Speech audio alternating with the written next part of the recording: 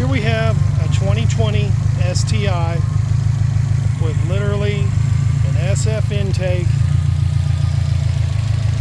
stock downpipe, everything else is stock.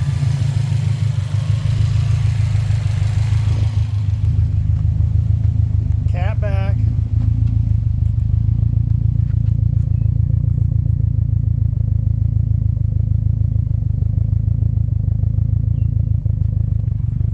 We just got back from a 10-mile logging, and as you can see here,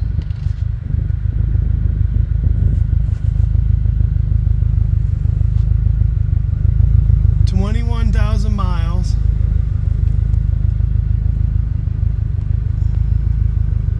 No check engine light.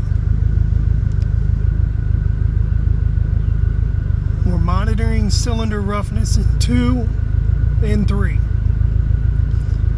And you can even feel it and hear it and see it when it's running, what air fuels do.